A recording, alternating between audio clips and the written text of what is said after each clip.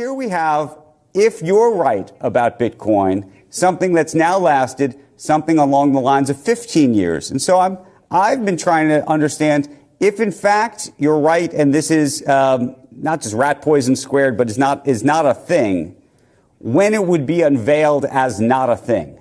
That's predicting when speculation will end, or when the gambling instinct will go away, and when more people want to get out than are getting in. And I have no way of.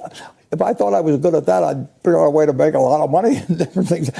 All I'm trying to do is buy good businesses. But the one thing I know is I didn't like chain letters when I was a kid. I thought, why in the world should I send along a chain letter to the next guy when I could start my own? I mean, I've seen people do stupid things all my life, and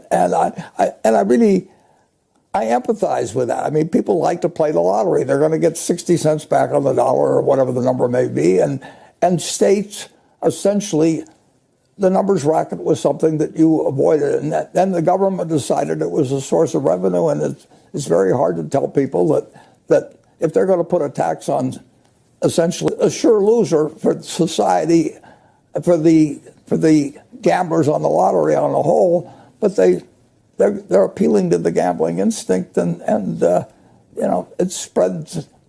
I mean, people love the idea they're going to make more money tomorrow, and it really drives them crazy if their next door neighbor is making a lot of money not knowing what they're doing, and they're just sitting there, and their spouse is saying, why is that guy getting a second car, and why are we missing this whole thing? And the gambling instinct is so strong, and you had millions of people that were getting checks in the money and sitting home and finding out that they could have a roulette wheel in their house, and they had all the appeals of gambling that are used to get people to go to Las Vegas, and you can do it in your home, and they had money, and we've had an explosion gambling essentially, and I like to bet on a football game if I'm sitting and watching.